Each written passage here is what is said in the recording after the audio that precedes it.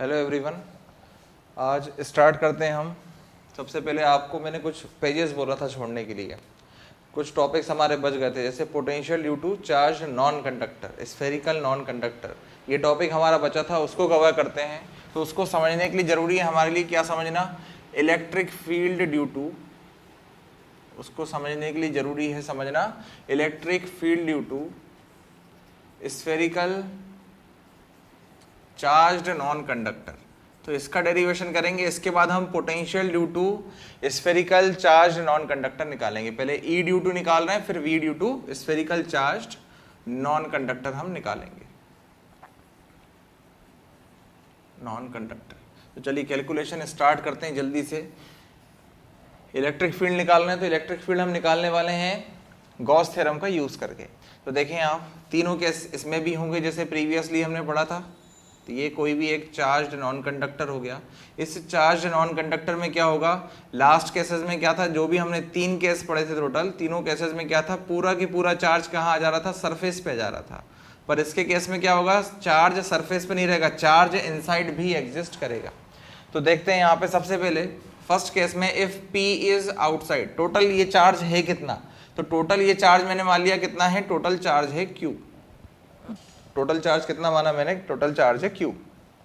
तो कोई भी एक पॉइंट P है जो कि कितने डिस्टेंस पे है, R डिस्टेंस पे है, स्मॉल r डिस्टेंस पे। इस पॉइंट पे इलेक्ट्रिक फील्ड इंटेंसिटी कितनी होगी, मतलब फर्स्ट केस पढ़ना है हम, केस 1 हमारा, P is outside, P is outside the sphere. जो P है वो स्फीयर से कहाँ है, बाहर है। तो P is outside the sphere, same case रहेगा जैसा प्रीवियस रहा था, फॉर्मूला आ जाएगा हमारा, बिल्कुल वैसे ही सॉल्व करेंगे जैसे पहले सॉल्व किया था। एक गॉसियन सरफेस कंसीडर कर लेंगे, total charge inside the Gaussian surface कितना रहेगा, Q रहेगा। तो जो रिजल्ट निकल के आएगा आउटसाइड के लिए, O से डिनोट कर रहा हूं मैं, आउटसाइड के लिए निकल के आएगा 1/4πε0 Q by small r square, same as previous case.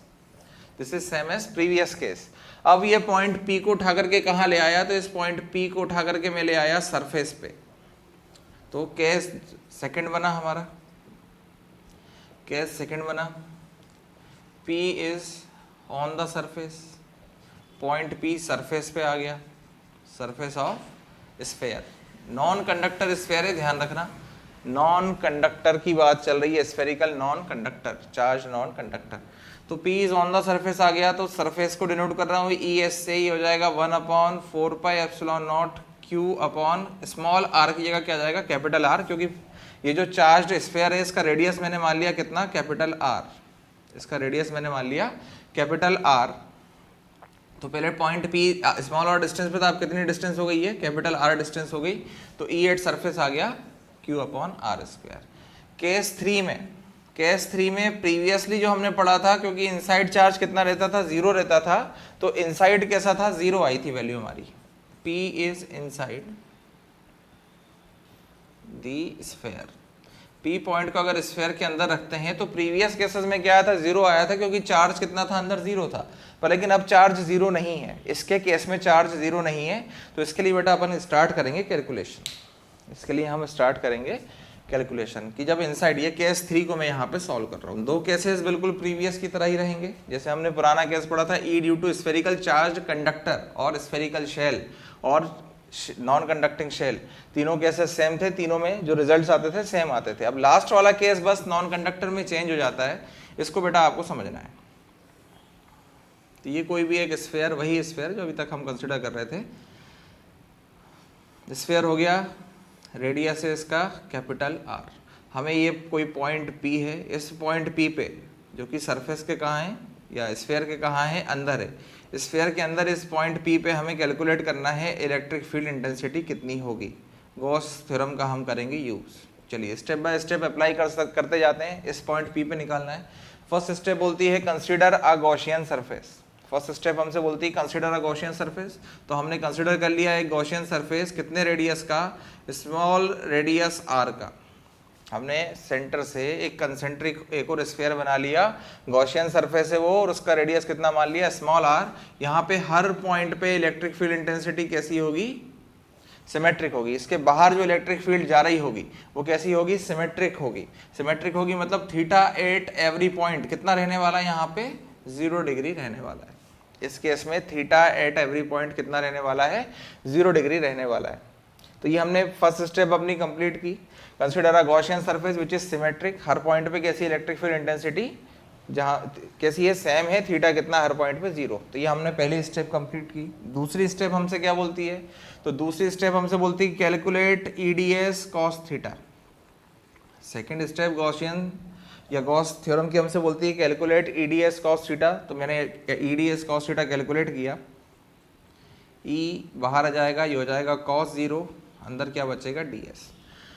अब गॉसियन सरफेस का स्मॉल एरिया मैंने कितना कंसीडर किया था, ds। ऐसे सारे छोटे छोटे ds एरिया का जोड़ दो तो टोटल कितना एरिया हो जाएगा, एरिया हो जाएगा स्फेरिकल कंडक्टर के बराबर, सॉरी एरिया हो जाएगा गॉसियन सरफेस है, जो स्फेरिकल गॉसियन सरफेस है उसके सरफेस एरिया के बराबर हो जाएगा। तो ये कितना हो जाएगा देखते हैं हम, सरफेस एरिया ऑफ स्फेयर कितना हो जाएगा, 4 pi small R square. Small R square क्यों, क्योंकि गॉसियन सरफेस की बात चल रही है, स्फेयर की बात नहीं चल रही है, इसलिए small R square. Third step हम क्या करते थे, थर्ड स्टेप में हम निकालते थे charge inside the Gaussian surface. तो charge inside the Gaussian surface कैसे निकालेंगे, इस चीज को समझना। सपोज टोटल चार्ज कितना है, यहाँ पे Q है, टोटल चार्ज इस कंडक्टर का कितना है, स्मॉल q है, ये टोटल चार्ज। और इस कंडक्टर की वॉल्यूमेट्रिक चार्ज डेंसिटी कितनी है, तो वॉल्यूमेट्रिक चार्ज डेंसिटी मैंने मान ली रो। इस कंडक्टर की वॉल्यूमेट्रिक चार्ज डेंसिटी कितनी है, तो वॉल्यूमेट्रिक चार्ज डेंसिटी मैंने मान ली कितनी है, रो। तो इस जो ये वाला हमने सर्कल माना गॉसियन सरफेस, इसके अंदर कितना चार्ज होगा, इस पर्टिकुलर टोटल चार्ज तो कितना पूरे स्फीयर के अंदर है, टोटल चार्ज Q, पर लेकिन बात चल रही है इस स्फीयर के अंदर कितना चार्ज होगा। तो वॉल्यूमेट्रिक चार्ज डेंसिटी होती है चार्ज पर यूनिट वॉल्यूम, मतलब 1 मीटर क्यूब में या 1 यूनिट वॉल्यूम में कितना चार्ज है, रो। तो 2 में कितना होगा, इंटू 2 कर दो। इसमें कितना होगा, इसका वॉल्यूम निकालो और रो से मल्टीप्लाई कर दो, उतना इसके अंदर क्या होगा, चार्ज होगा। तो देखें हम क्या करेंगे, सबसे पहले इसका टोटल वॉल्यूम, वॉल्यूम होता है स्फीयर का 4/3 pi are cube, 4/3 pi small r cube, क्योंकि गॉसियन सरफेस की बात चल रही है और उसका रेडियस है स्मॉल आर, इनटू हम कर देंगे रो, वॉल्यूमेट्रिक चार्ज डेंसिटी। तो ये आ गया हमारा चार्ज इनसाइड। अब चार्ज इनसाइड आ गया, लास्ट स्टेप हमारी apply Gauss theorem. Last step apply Gauss theorem. Gauss theorem, और गॉस थ्योरम क्या है, EDS cos theta equals to Q by epsilon naught. चलिए ईडीएस कॉस थीटा की वैल्यू हमने निकाल ली थी, कितनी आई थी, ये कौन सा चार्ज होता है, charge inside. EDS cos theta की वैल्यू आई थी E into 4 pi R square. Charge inside कितना है, 4/3 पाई आर क्यूब रो, और होल अपॉन क्या रहेगा, एप्सिलॉन नॉट। रिजॉल्व करते हैं, 4 पाई से 4 पाई कैंसिल, आर स्क्वायर से आर कैंसिल, तो कितना बचा हमारे पास, तो ये ई बचा, यहाँ लिख देता हूं मैं, ई इनसाइड कितना निकल के आया, तो ई इनसाइड को डिनोट कर रहा हूं ई आई से, केस 3 में ई इनसाइड निकल के आया रो आर अपॉन 3 एप्सिलॉन नॉट। ये रिजल्ट याद रखना है, ये रिजल्ट हमारा यूज होने वाला है जब हम पोटेंशियल निकालेंगे, किसके कारण, स्फेरिकल चार्ज नॉन कंडक्टर के कारण, तब ये रिजल्ट को हमें यूज करना है। तो समझ में आ गया होगा आपको अच्छे से, नहीं आया है, डाउट है तो आप क्लियर कर सकते हैं, कॉल कर सकते हैं मुझे, नोट कर लीजिए इसको।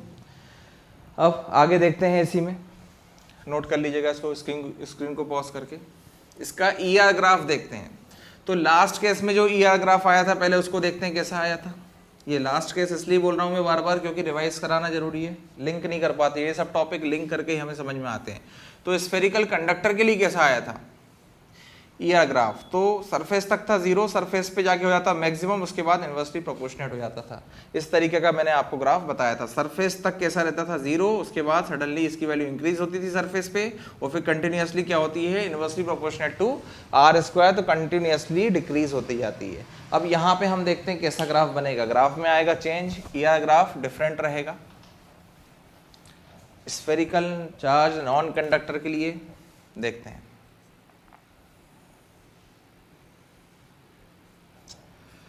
ये इलेक्ट्रिक फील्ड इंटेंसिटी की वैल्यू और इस एक्सिस पे रख रहा हूँ मैं स्मॉल आर मतलब डिस्टेंस की वैल्यू। सबसे पहले आउटसाइड मतलब बाहर की तरफ अपन मार्क कर लेते, ये हो गया सेंटर, डिस्टेंस कितनी होगी सेंटर पे आर की 0। उसके बाद ये आर की डिस्टेंस सरफेस पे जाके कितनी जाएगी कैपिटल आर, और उसके बाद ये स्मॉल आर चलती जाएगी। तो सबसे पहले देखें हम सरफेस पे बात करते हैं, तो सरफेस पे या स्टार्ट करते हैं अपन इनसाइड से।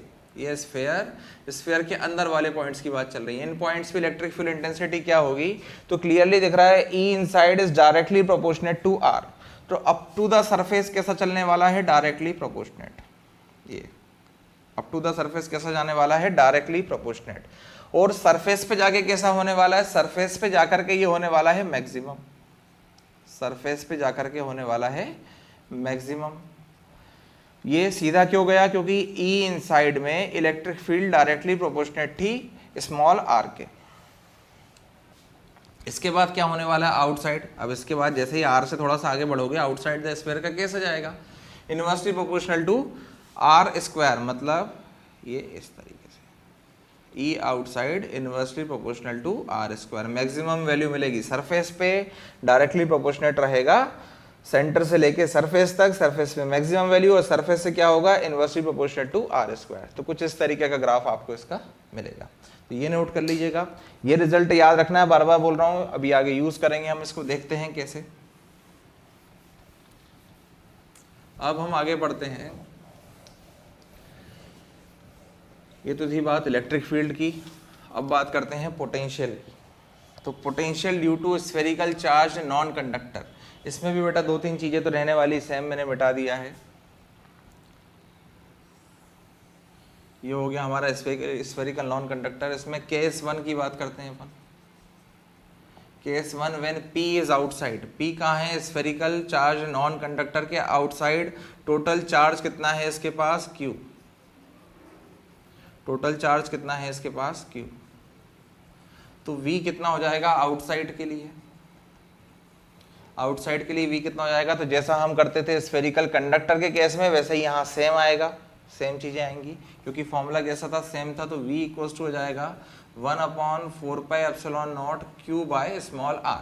E में आता है आर स्क्वायर और V में जाता है स्मॉल आर स्क्वायर। ये हो गई बात किसकी, आउटसाइड की।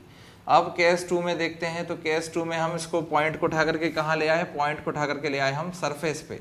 तो सरफेस पे ले आए, P is on the surface, surface पे ले आए तो वैल्यू देखें कितनी हो जाएगी, तो सरफेस पे ले आए तो ये वैल्यू हो जाएगी 1/4πε0 Q by capital R। Small r हटा करके क्या होगा कैपिटल R, क्योंकि कैपिटल R क्या है सेंटर से इस पॉइंट की डिस्टेंस, यानी कि स्फीयर का रेडियस। केस 3 इसमें खास रहेगा, केस 3 की हमें स्टडी करनी है। तो केस 3 को मैं यहाँ पे सॉल्व करना चालू कर रहा हूँ, क्योंकि बाकी के दो केसेस कैसे रहने वाले हैं, सेम रहने वाले हैं। तो केस 3 सॉल्व करना स्टार्ट कर रहे हैं, देखते जाएं। सबसे पहले टोटल चार्ज कितना है इसका Q है, और पॉइंट P आ गया। अब हमने मान लिया कि पॉइंट P कहाँ पे है, पॉइंट P यहाँ पे है inside the sphere. Non conductor है स्फीयर, तो चार्ज पूरा डिस्ट्रीब्यूटेड होगा, चार्ज पूरा कुछ इस तरीके से डिस्ट्रीब्यूटेड होगा। ये रिलेशन इंपॉर्टेंट है, सिलेबस से हटे भी नहीं है, इसलिए बहुत अच्छे से समझना। वहाँ से क्वेश्चन नहीं देगा। एक ऑप्शन CBSE के पास खत्म हो गया कि यार वहाँ से आप क्वेश्चन नहीं दे सकते, तो पूरा चांस बनता है कि पोटेंशियल से क्वेश्चन आएगा, क्योंकि spherical conductor, spherical charge conductor electric field वाले चैप्टर से हटा दिए हैं। तो पक्की बात है बेटा पोटेंशियल का क्वेश्चन आपको मिलेगा, श्योरिटी है इस बात की। चलिए, तो इस पॉइंट P पे जो कि सेंटर से स्मॉल r डिस्टेंस है, इस पे हमें कैलकुलेट करना है कि पोटेंशियल की वैल्यू कितनी होगी। तो चलिए कैलकुलेट करते हैं पोटेंशियल कितना होगा। तो पोटेंशियल को कैलकुलेट करने के लिए देखें हम यहाँ पे एक ट्रिक लगाएंगे। क्या ट्रिक लगाएंगे, सबसे पहले इस स्मॉल डिस्टेंस r पे हमने एक स्फीयर मान लिया, या इस जितना भी चार्ज एनक्लोज रहेगा r डिस्टेंस तक हमने क्या करा, उसको एनक्लोज कर लिया, या एक गॉसियन सरफेस मान लिया। तो यहाँ पे अब क्या है, दो कॉन्सेंट्रिक स्फीयर्स हैं, दो कॉन्सेंट्रिक स्फीयर्स हमने सपोज कर लिए, एक सपोज कर लिया और एक एग्जिस्ट कर रहा है रियल में। टू कॉन्सेंट्रिक स्फीयर्स, पहले का रेडियस कितना है r और दूसरे का रेडियस कितना है कैपिटल R। क्यों कर रहे हैं हम ये सारी चीज़ें अभी समझ में आएंगी। चलिए कैलकुलेशन स्टार्ट करते हैं। तो हम जानते हैं dV इक्वल्स टू होता है -E into D R, dV equals to होता है -E इंटू डी आर। तो D V equals to E, E कौन सा वाला लगेगा यहाँ पे, इनसाइड वाला। तो at a distance R inside the spherical non conductor E की वैल्यू कितनी होती है, rho R upon 3 epsilon naught. इसका हम यूज करने वाले हैं, D V equals to rho R upon 3 epsilon naught, और साथ में क्या आ जाएगा, डी आर नेगेटिव साइन। तो ये आ गया हमारा डी वी। अब अगर हम इस स्मॉल डी वी को इंटीग्रेट कर दें तो टोटल क्या निकाल सकते हैं हम, टोटल पोटेंशियल वी निकाल सकते हैं। तो यहाँ पे टोटल पोटेंशियल वी निकालना ऐसे पॉसिबल नहीं है, तो देखिए हम किस तरीके से निकालेंगे।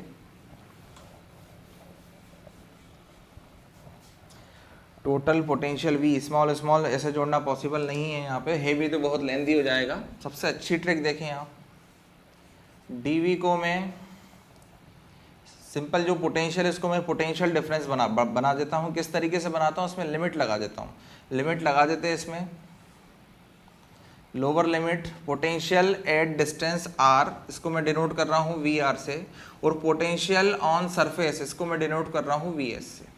फिर से समझ लेना, डीवी को कैलकुलेट करने के लिए ऐसे छोटे छोटे डीवी हर पॉइंट पे मैं कैलकुलेट तो कर रहा हूँ, आर डिस्टेंस के सारे डीवी में कैलकुलेट कर रहा हूँ, पर लेकिन क्या करा मैंने यहाँ पे, इसको पोटेंशियल डिफरेंस में कन्वर्ट कर दिया। कैसे, लोअर लिमिट लगा दी पोटेंशियल एट डिस्टेंस आर, और अपर लिमिट लगा दी पोटेंशियल एट डिस्टेंस एस, और डीवी क्या मान लिया, इन दोनों के बीच का पोटेंशियल डिफरेंस इक्वल्स टू, इस साइड भी हमें इंटीग्रेशन करना पड़ेगा, minus rho R upon 3 epsilon naught D are.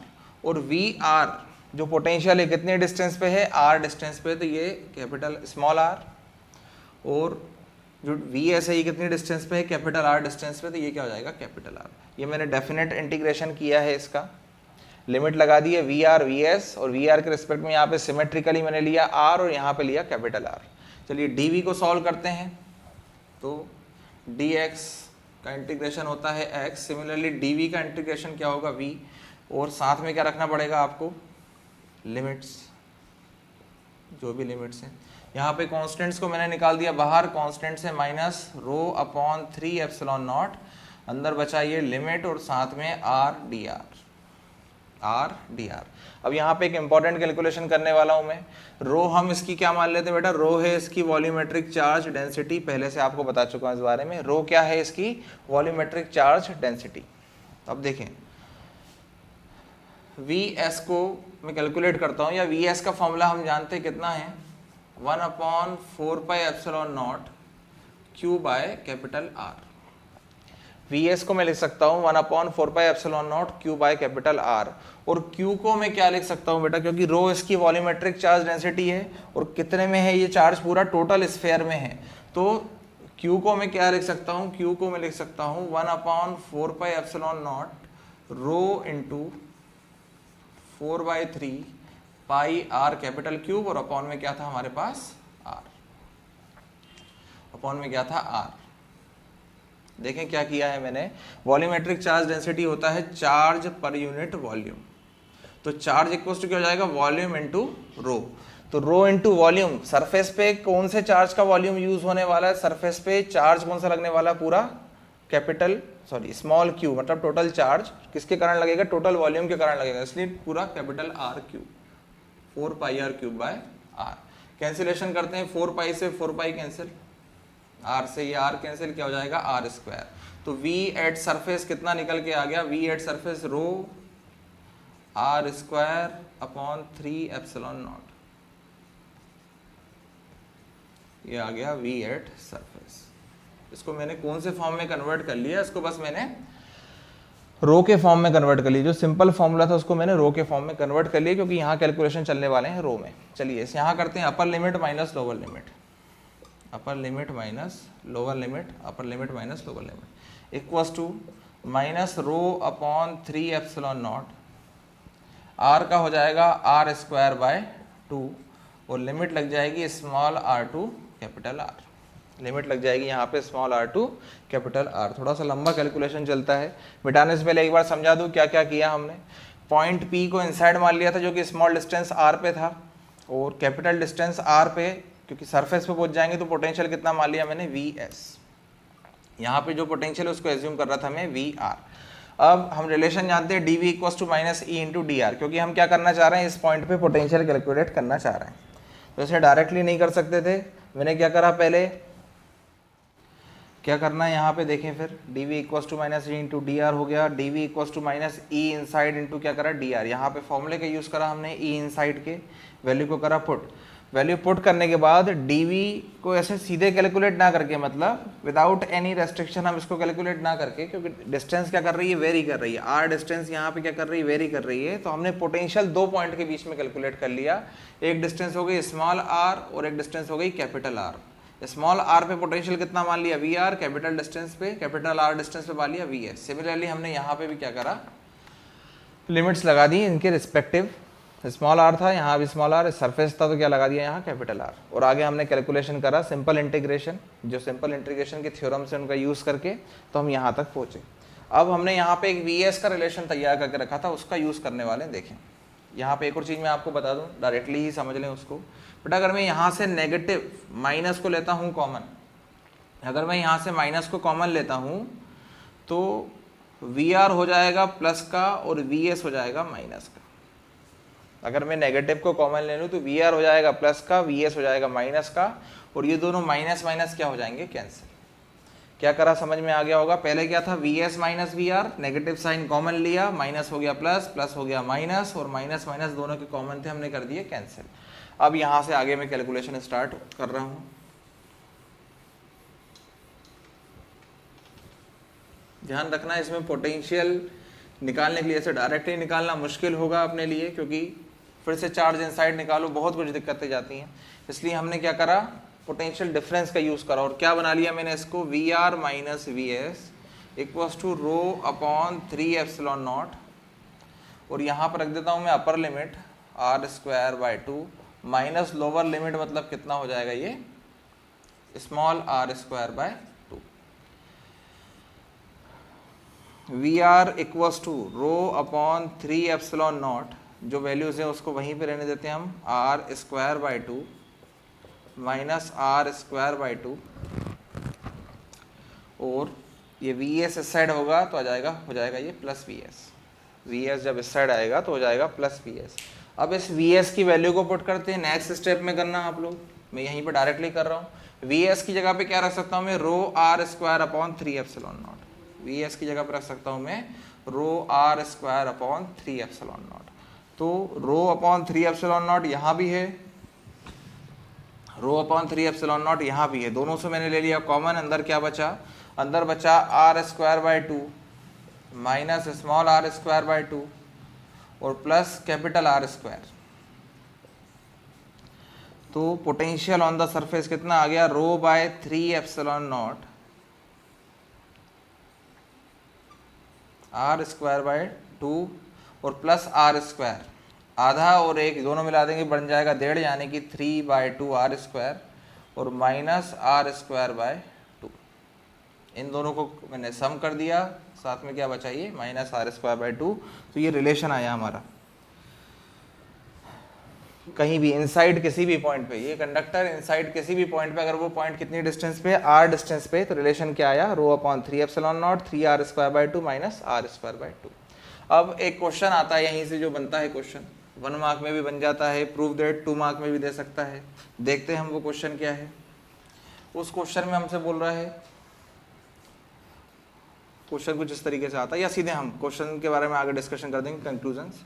देखिए क्वेश्चन में क्या आएगा, या अभी हम कर रहे हैं यहाँ पे वी एट सेंटर निकालते हैं कि पोटेंशियल एट सेंटर कितना आएगा, पोटेंशियल एट सेंटर कितना आएगा। तो पहले डिस्टेंस कितनी थी inside, small R distance inside कितनी हो जाएगी, अगर ये हम सेंटर पे पहुंच जाएं तो स्मॉल आर डिस्टेंस सेंटर पे हो जाएगी 0, स्मॉल आर डिस्टेंस सेंटर पे हो जाएगी 0।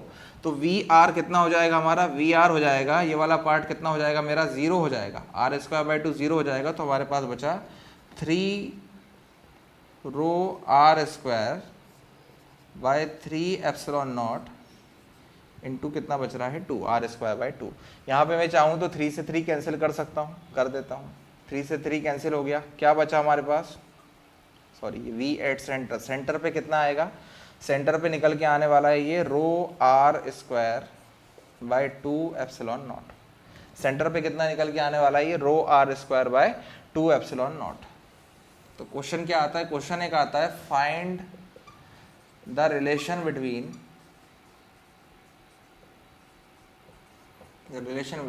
potential at center of the potential at center of a spherical charge non-conductor and potential at a distance r of the spherical charge non-conductor। मतलब VC और VR के बीच में रिलेशन एस्टेब्लिश करने को बोलता है। तो देखें क्या रिलेशन एस्टेब्लिश होगा।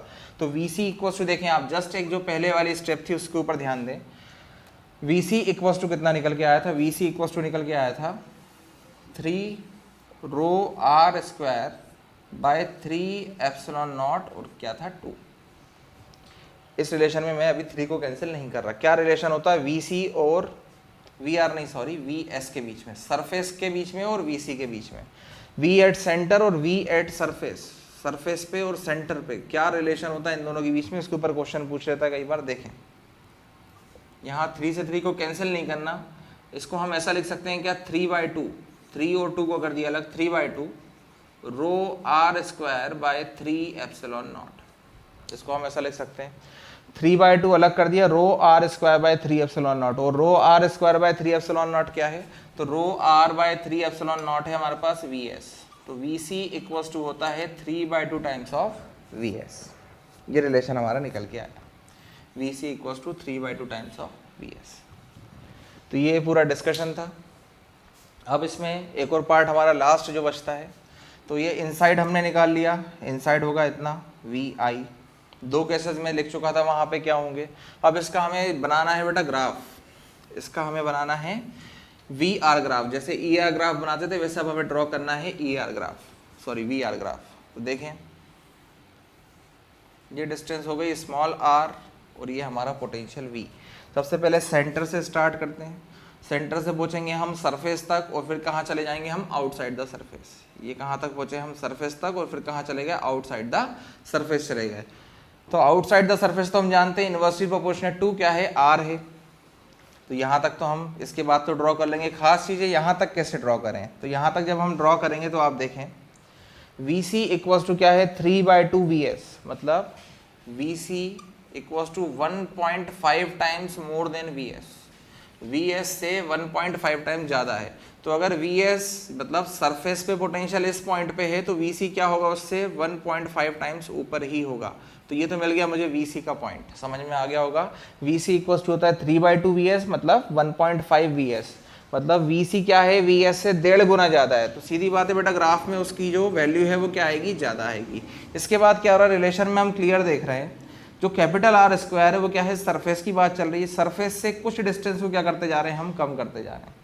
सरफेस से डिस्टेंस को कम करते जा रहे हैं तो ऑब्वियस सी बात है वैल्यू क्या होगी, वैल्यू सीधे सीधे डिक्रीज तो होगी, क्योंकि वैल्यू को क्या करते जा रहे हैं हम, जो जैसे जैसे R डिस्टेंस आगे बढ़ते जा रहे हैं, R डिस्टेंस आगे बढ़ते जा रही है वैसे वैसे ये कैपिटल R स्क्वायर में से क्या होती जा रही है, घटती जा रही है। तो ये वैल्यू क्या होती जा रही है, कम होती जा रही है। तो ये वैल्यू क्या होगी, डिक्रीज होगी, पर लीनियरली डिक्रीज नहीं होगी क्योंकि डायरेक्टली प्रोपोर्शनेट नहीं है, सब्ट्रैक्ट हो रही है। तो ये कैसी जाएगी, कुछ ग्राफ इस तरीके से जाएगा, ग्राफ कुछ इस तरीके से जाएगा। और इस पॉइंट के बाद ये हम पहुंच गए सरफेस पे, और सरफेस के बाद कैसा जाएगा, ये इनवर्सली प्रोपोर्शनेट हो जाएगा। तो ग्राफ हमें कुछ इस तरीके का देखने को मिलेगा। ये स्मूथ कर्व रहेगी यहाँ तक इस तरीके से कुछ, और फिर ये इनवर्सली प्रोपोर्शनेट। इस पॉइंट पे क्या हुआ, इनवर्सली प्रोपोर्शनेट टू R। तो ये इसका VR ग्राफ कंप्लीट हुआ। अब यहाँ पे जाके हमारे ये स्फीयर का पूरा टॉपिक एंड होता है अगला। ठीक है बेटा, अब हम कल क्या पढ़ेंगे वो देख लेते हैं। हम कल पढ़ने वाले हैं, हम कैपेसिटर पूरा स्टार्ट करेंगे और कोशिश करेंगे कि एक लेक्चर में मैक्सिमम पार्ट में कवर कर दूं पूरा, क्योंकि बाउंडेड रहता है। पढ़ना स्टार्ट करेंगे तो सारे कंसेप्ट एक दूसरे से लिंक रहते हैं, तो कोशिश करूंगा एक लेक्चर में पूरा पार्ट में कवर कर दूं। तो कल हम स्टार्ट करेंगे कैपेसिटर। अभी थोड़ा सा वीडियो शॉर्ट तो नहीं बोलेंगे, काफ़ी बता दिया है आपको कंटेंट। जो कंटेंट आज बताया है बेटा उसको रिपीट ज़रूर करना। आप एक बार तो आप नोट्स बनाना ही उसके, फिर रिपीट करना। अगर कहीं डाउट जा रहा है तो नंबर सभी को पता है बेटा, कॉल ज़रूर करें। अगर डाउट जाता है तो कॉल करें, और पर्सनली आके भी मिल सकते हैं इंडिविजुअली। वैसे तो पॉसिबल नहीं है, लॉकडाउन लगा हुआ है। अपन वीडियो कॉन्फ्रेंसिंग पे या कहीं ना कहीं क्लियर कर लेंगे इन सब चीज़ों को बेटा। ठीक है, कोई भी डाउट जाए तो आप कमेंट में बताएं और पढ़ते रहें बेटा। Thank you.